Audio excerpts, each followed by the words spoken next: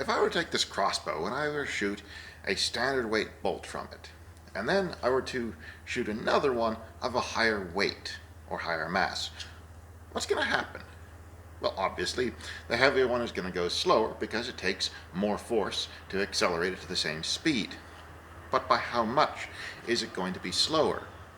This weighs 350 grains. It is more or less the standard weight that they advertise on the side of the stock, 305 feet per second with a 350 grain missile.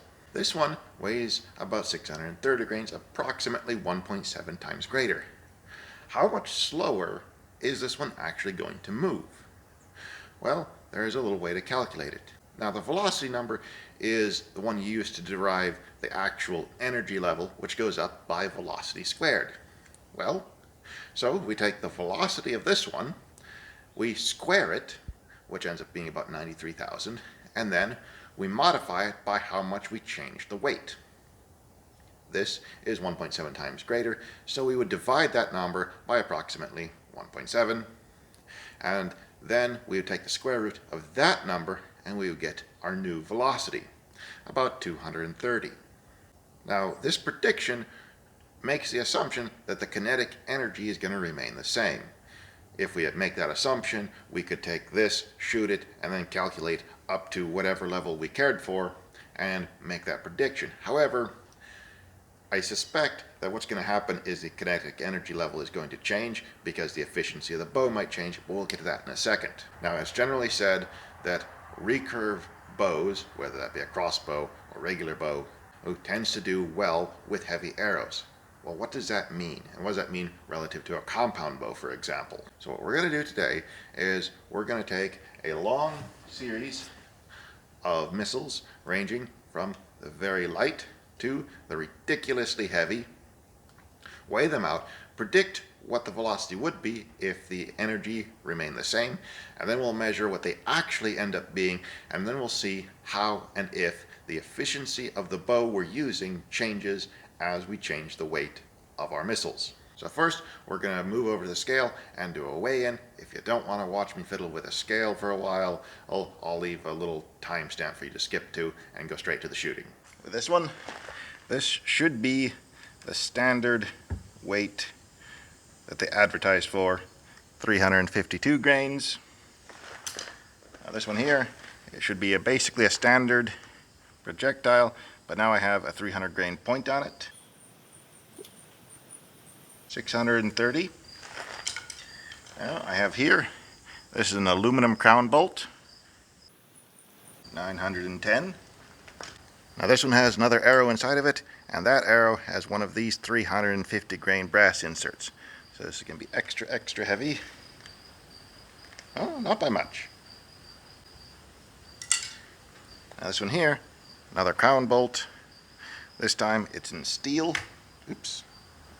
1,558 grains. This one is actually a cane head. The only thing preventing this from being a full-on mace is it needs to be attached to a slightly stouter haft. Now the duct tape here is not actually to hold anything together.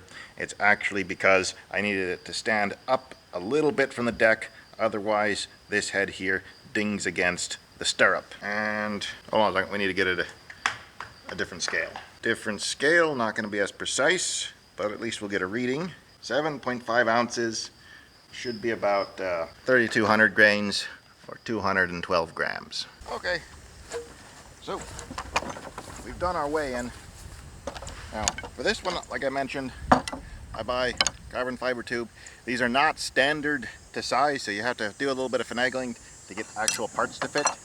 But if you want to have an extra heavy bolt and you want to reinforce the carbon, little known fact, your more or less standard crossbow ammunition will have comfortably fit your standard compound bow type ammunition.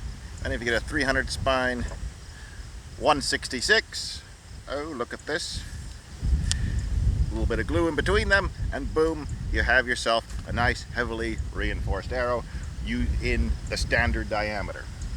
So let's go ahead and shoot all these through the crony. Crony? How do you say crony? So the advertised speed for this is 305 FPS with a 350 grain arrow. But this is the 305 grains that we need. Feels like a toy compared to all these other ones. And it is a bit shorter, but we'll keep going.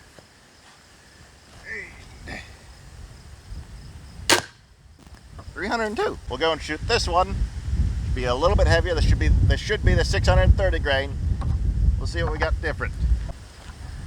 This should be 630 grains.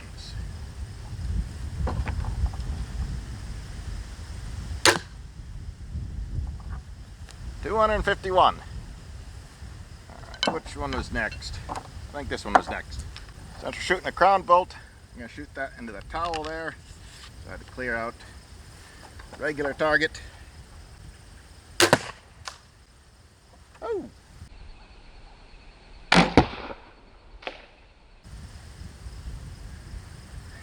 That wasn't supposed to go through. All right, 219.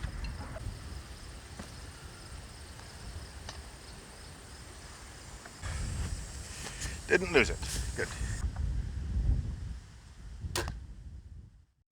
199. All right. Down to the two heavy crown bolts. Or I should say the crown bolt and the mace head. All right.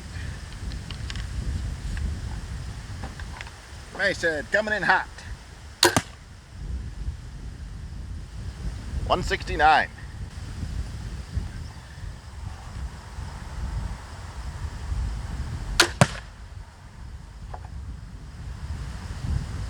$85. Oh boy. Yeah, that's going a little slow. Actually felt the kick there. So 85 FPS with the really heavy monster. This raises an interesting question because the predicted velocity I had made based upon what I had seen from the previous results was actually around 115 feet per second. And so we see energy going up as time goes by, and then there's a sudden dramatic drop when we get to this one. So, have we reached a limit and then anything beyond that is just going to go down? Well, I think maybe not. Because if you watch the first time I'd ever shot this,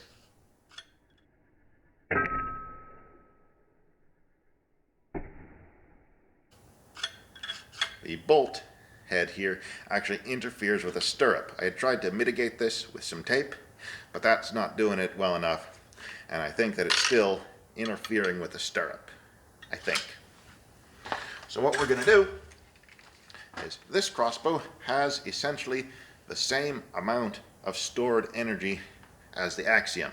If I shoot a 350 grain bolt out of this, I get the same velocity. If I shoot a 700, if I shoot a 630 grain, I get the same velocity to within like 1 or 2 FPS.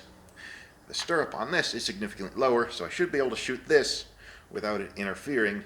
And so maybe we'll find out if we indeed are at a limit or friction's taking over. So let's find out. All right, so let's go ahead and test this. So what this is meant to do is see if we've reached actual limit on the performance of the crossbows, or if indeed it's interference and friction that's getting our numbers down. All right. Here we go.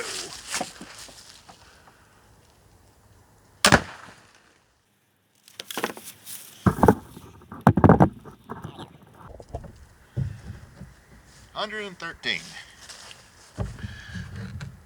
Not exact, but pretty close.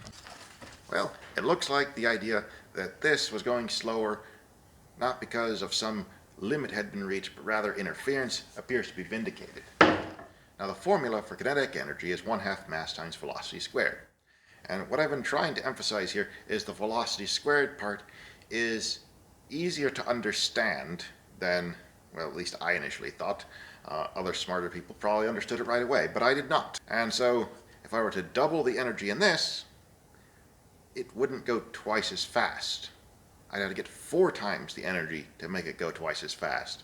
It's a little bit unintuitive, but that's the reality.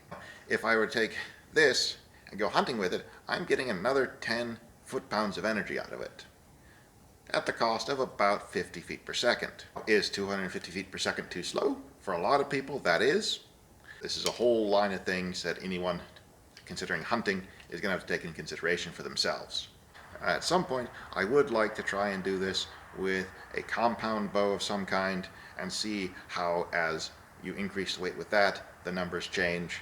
Because from what I understand, it actually is quite a bit different, but I don't have a correct system for that just yet. For now, enjoy the charts, and hope that was interesting to someone. Thank you for watching.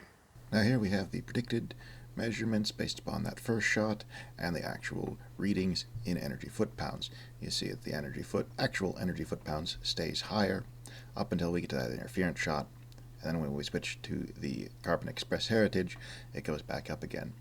Now here I have it all done up in metric, so you know I'm not a barbarian. And again, we see that up to a certain point here, our energy output actually plateaus and then stays pretty consistently until we get to that interference shot, but then it picks right back up in the high 90s energy foot-pounds. Thus the whole system plateaus at around the 95 foot-pounds or 130 joules and stays there. And this is what it means to say that a recurve does better with heavy arrows, is that as a rule of thumb, the energy goes up as you get heavier. Now just for reference, here's the cheap shot. It's not quite as consistent as the previous one, but you can see that as the mass goes up, so does kinetic energy.